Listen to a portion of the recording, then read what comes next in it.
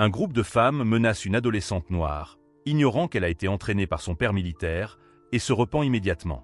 Le bruit des rires résonne dans le parc presque vide alors que le soleil commence à disparaître à l'horizon, colorant le ciel d'orange. Assise sur un banc près d'une fontaine, Naomi, 16 ans, feuillette tranquillement un livre en attendant que sa jeune sœur, Lia, termine son cours de danse classique au gymnase situé de l'autre côté de la rue. Naomi porte son uniforme scolaire, ce qui contraste avec la posture assurée et le regard attentif qui semble ne pas correspondre à son âge. Bien qu'elle soit physiquement détendue, ses oreilles sont attentives à tous les sons qui l'entourent, une compétence qu'elle a apprise de son père, militaire à la retraite et ancien agent spécial. Dès son plus jeune âge, il lui avait appris à toujours être consciente de son environnement, à identifier les menaces éventuelles et surtout à rester calme sous la pression. Pourtant, rien à ce moment-là ne semblait sortir de l'ordinaire. Des enfants couraient sur les balançoires et les toboggans, et des couples marchaient main dans la main sur le chemin pavé. Mais Naomi ne se rend pas compte que ce moment sera l'un des plus tendus de sa vie. C'est alors qu'elle l'entendit. Le bruit de lourdes bottes sur le trottoir, le pas régulier d'un prédateur qui s'approchait d'elle. Elle leva les yeux de son livre et vit 3 femmes s'approcher, toutes vêtues de vestes en cuir, de jeans déchirés et de bottes sales. Leurs expressions étaient prédatrices, leurs yeux fixés sur Naomi. Le parc semblait poursuivre son rythme normal, mais pour Naomi, le temps se ralentissait. Chacun de leurs pas semblait plus fort, plus lourd. Malgré l'entraînement que lui avait donné son père, un frisson lui parcourut l'échine. Elle ne reconnaissait pas ces femmes, mais la façon dont elle marchait et la regardait suffisait à la mettre en alerte. Naomi regarda autour d'elle et remarqua que Lia n'avait pas encore quitté le gymnase. « Génial !» pensa-t-elle. « Cela nous ferait gagner un peu de temps. » Elle replia rapidement le coin du livre et le mit de côté. « Vous avez l'air si calme, assise là, » dit la femme de devant, une grande femme aux cheveux bleus courts et au sourire qui n'atteint pas ses yeux. « Comme si tu n'avais pas un seul souci au monde. » Naomi reste silencieuse, mais ses yeux analysent les moindres gestes des femmes. Leur posture était agressive mais nonchalante, comme si elles avaient déjà fait cela auparavant et savaient exactement comment intimider leurs victimes. « Qu'est-ce qu'il y a ?»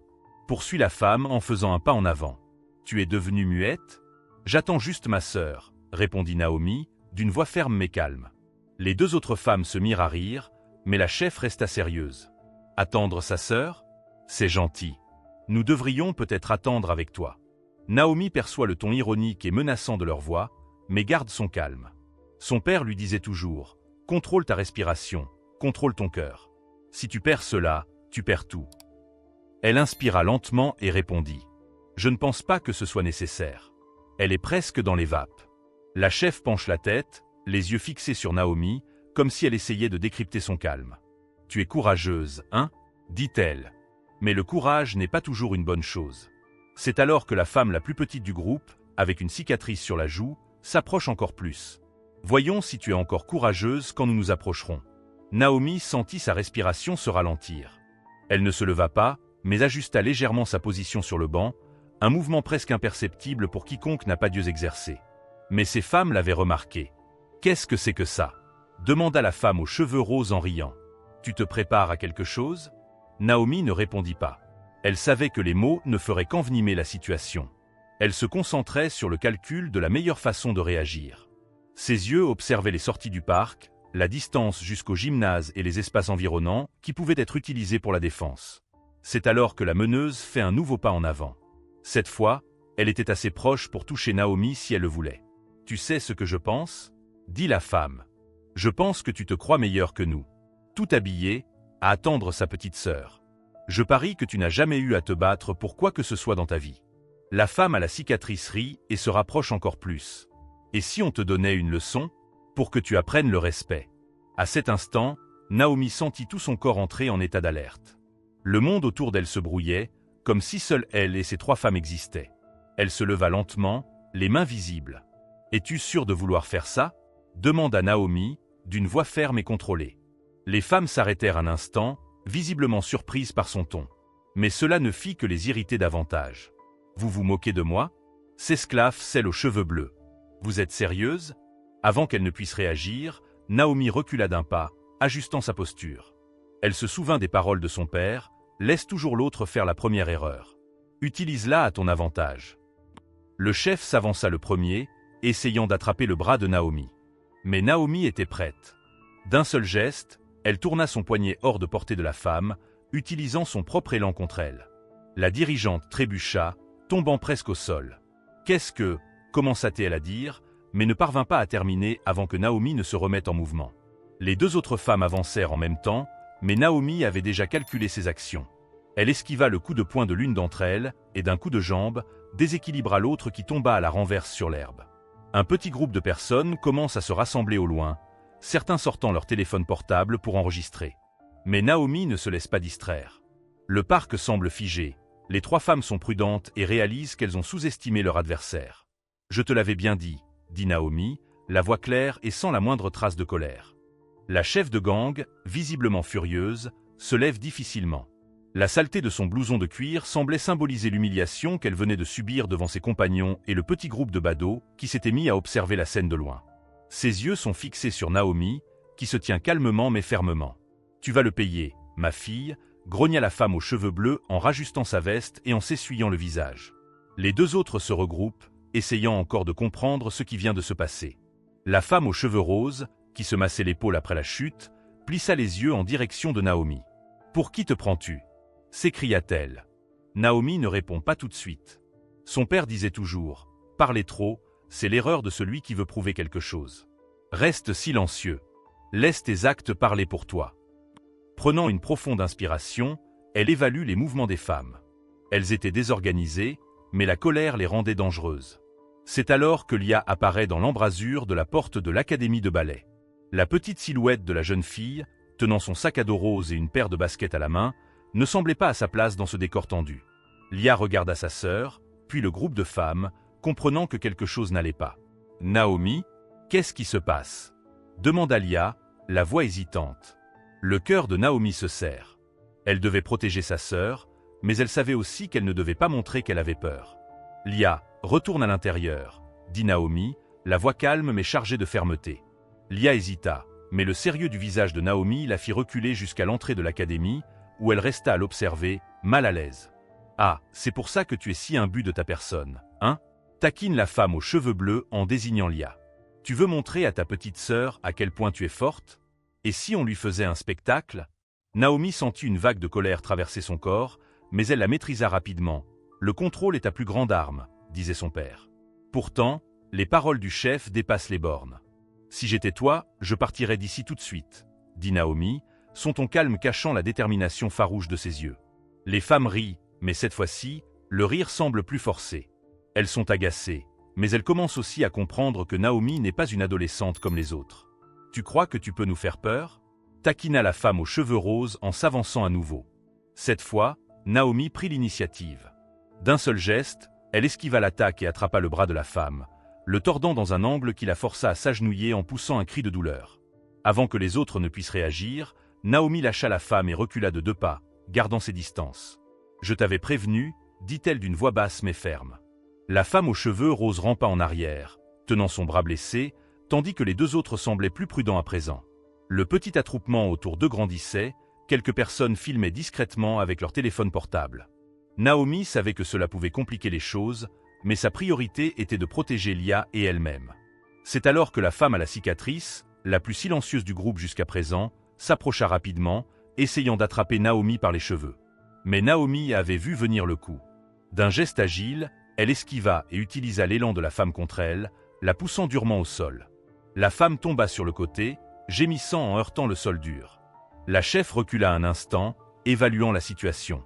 Son expression de haine était à présent mêlée à quelque chose que Naomi reconnut, le doute. « Qui êtes-vous, d'ailleurs » demanda la femme, en crachant presque les mots. Naomi la regarda droit dans les yeux, ses yeux brillants de détermination. « Juste une fille qui sait se défendre », répondit Naomi. La meneuse fronça les sourcils de frustration, comprenant clairement que la situation n'était pas en sa faveur. Mais avant que l'une ou l'autre ne puisse réagir à nouveau, un bruit distinct se fit entendre, le bruit de pas fermes et déterminés. Naomi n'a pas besoin de se retourner pour savoir de qui il s'agit. Elle a reconnu ce son comme aucun autre. C'était son père.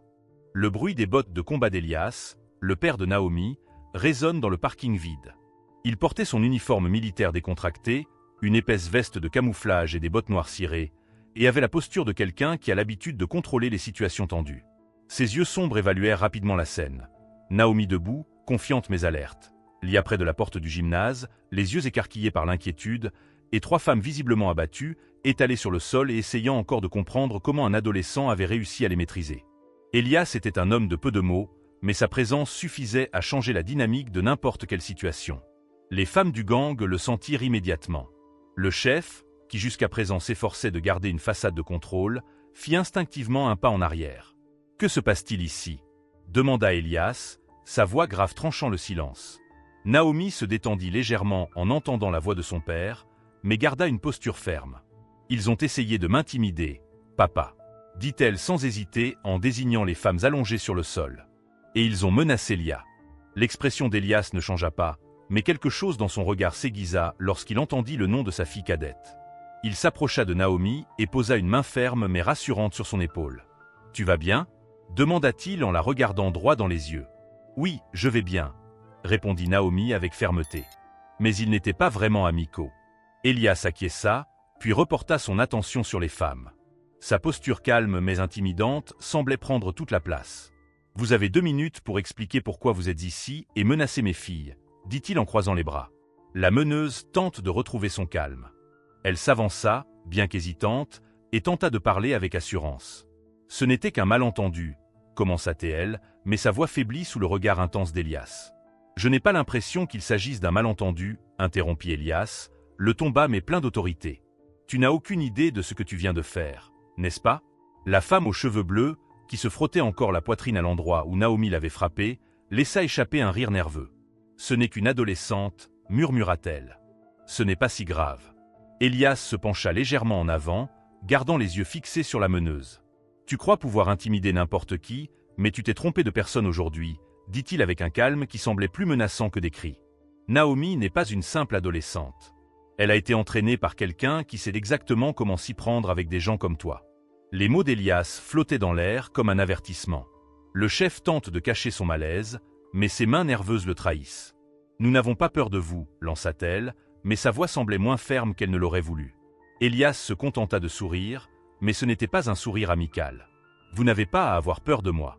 Vous devez avoir peur de ce qui se passera si cela se produit. » Il a montré les téléphones portables que certains utilisaient pour enregistrer. « Tu crois que tu vas pouvoir faire ça sans conséquence ? La police sera ravie de voir ces vidéos. Et moi, j'ai des contacts qui pourraient vous rendre la vie très compliquée. » Les femmes échangent des regards nerveux. Elles réfléchissaient visiblement à leurs options, mais l'avantage qu'elles pensaient avoir s'est envolé dès l'arrivée d'Elias. « Écoutez, » dit Elias, la voix encore plus sérieuse. « Vous n'avez qu'une seule chance de sortir d'ici sans problème. Prenez vos affaires et disparaissez. Mais si moi ou mes filles vous revoyons dans les parages. » Il laissa la phrase en suspens, mais le ton de sa voix indiquait clairement que la menace n'était pas vaine. La chef, comprenant qu'elle ne pouvait rien faire de plus, leva les mains en signe de reddition. « C'est bon. Nous l'avons. On y va. » Elle fit un geste vers les autres, qui suivirent rapidement, toujours en boitant et en marmonnant entre eux. Ils enfourchèrent leur vélo et, sans un mot de plus, s'éloignèrent, laissant le parking vide. Elias regarda Naomi, son visage s'étant un peu adouci. « Tu as bien géré la situation, » dit-il. « Mais tu aurais dû m'appeler avant d'en arriver là. » Naomi esquisse un petit sourire. « Je savais que je pouvais m'en sortir, papa. Mais je suis contente que tu sois venu. » Lia sortit en courant de la salle de sport et se jeta dans les bras d'Elias en sanglotant. « Papa, c'était effrayant. Ils étaient tellement en colère. » Elias la serra fort dans ses bras, lui caressant les cheveux. « Tout va bien maintenant, Lia. Ils sont partis. Tu es en sécurité. » Naomi regarda l'endroit où les motos avaient disparu, le bruit des moteurs résonnant encore dans son esprit. Elle savait que ce n'était probablement pas la fin, mais elle savait aussi qu'elle était prête à faire face à tout ce qui arriverait. Elias, qui tenait toujours Lia dans ses bras, se tourna vers Naomi. Son regard était empreint de fierté, mais aussi d'inquiétude. Il savait que sa fille était forte et capable, mais le monde pouvait être impitoyable, et cette situation en était la preuve. « Naomi, tu as fait ce que tu devais faire, et je suis fier de la façon dont tu as géré la situation, » dit-il d'une voix ferme mais pleine d'affection. Mais ce qui s'est passé aujourd'hui montre qu'on ne peut pas toujours prévoir ce dont les gens sont capables. Naomi acquiesça, croisant les bras en regardant l'entrée du parking où le gang avait disparu. « Je sais, papa. C'est juste que... je ne voulais pas que Lia soit blessée. » Elias sourit légèrement, posant une main sur l'épaule de Naomi. « C'est pour ça que je sais que tu es prête à affronter le monde. Mais n'oublie pas que tu n'as pas à le faire seul. Les familles sont là pour ça. » À ce moment-là, une voiture s'est arrêtée sur le parking. C'était la mère de Naomi et de Lia, qui était partie plus tôt pour régler quelques affaires avant le dîner. En sortant de la voiture, elle remarque la tension qui règne dans l'air, surtout dans l'expression de ses filles. « Que s'est-il passé ici » demanda-t-elle d'un air inquiet. Elias répondit le premier, en gardant sa voix calme. « Un petit incident. Mais tout est rentré dans l'ordre. » Naomi hésite, puis ajoute. « Des femmes ont essayé de nous intimider, mais tout va bien. » La mère regarde d'Elias à Naomi, se rendant compte que l'histoire ne s'arrête pas là, mais croyant que les choses sont sous contrôle. « C'est vrai. Rentrons à la maison. Le dîner est presque prêt. » Alors que la famille monte dans la voiture, Naomi jette un dernier coup d'œil à l'endroit où la confrontation a eu lieu. Elle savait que ces femmes pouvaient revenir, mais elle se sentait prête. Plus encore, elle était reconnaissante d'avoir une famille qui la soutenait quoi qu'il arrive. Quelques semaines plus tard, la vie semblait reprendre son cours normal, mais Naomi a réalisé quelque chose d'inattendu. Des vidéos de l'incident survenu dans le parking circulent sur les réseaux sociaux, enregistrées par des témoins de la scène. Ce qui n'était au départ que de courtes séquences est rapidement devenu viral. Des milliers de personnes commentant le courage dont a fait preuve Naomi en affrontant le gang. L'école de Naomi a été informée de l'incident et elle a rapidement été invitée à parler de ce qui s'était passé lors d'une assemblée scolaire. D'abord réticente, elle a accepté, réalisant que son expérience pourrait inspirer d'autres jeunes à faire face à des situations difficiles avec courage et intelligence. « Je ne me suis pas battue parce que je voulais prouver quelque chose », a déclaré Naomi au public attentif de l'assemblée. « Je me suis battue parce que je savais que je devais protéger ma sœur et moi-même. Mais je veux qu'il soit clair que la violence n'est jamais la première réponse. Ce que j'ai appris de mon père, c'est qu'il est important de savoir se défendre, mais qu'il est toujours préférable de rester calme et d'essayer de résoudre les problèmes par la parole. » L'assemblée s'est terminée par une ovation, et Naomi a ressenti quelque chose qu'elle n'avait jamais connu auparavant, une plus grande responsabilité. Elle se rend compte que son histoire a touché de nombreuses personnes, en particulier des jeunes qui se sentent peu sûrs d'eux ou impuissants. Ce soir-là, Elias l'appelle dans le jardin. Il avait aménagé un petit espace d'entraînement improvisé avec du matériel d'entraînement et des tatamis. « Si tu veux inspirer les autres, tu dois être encore mieux préparé à ce qui t'attend, » dit-il en lui tendant une paire de gants d'entraînement. Naomi sourit, enfile les gants et se place à côté de son père. « Je suis prête, papa. » L'histoire de Naomi est une puissante leçon de courage, de préparation et de force de la famille. Même face aux menaces et aux défis, elle a gardé son sang-froid et a utilisé tout ce qu'elle avait appris pour faire face à la situation sans perdre sa dignité. Le courage de Naomi a non seulement permis de protéger sa sœur ce jour-là, mais il a également incité toute une communauté à s'unir contre l'injustice. Si cette histoire vous a inspiré, n'oubliez pas d'aimer la vidéo, de la partager avec vos amis et de vous abonner à la chaîne. Car des histoires comme celle de Naomi nous rappellent que, même dans les situations les plus difficiles, le courage et le soutien de ceux que nous aimons peuvent faire toute la différence. Rendez-vous dans la prochaine vidéo.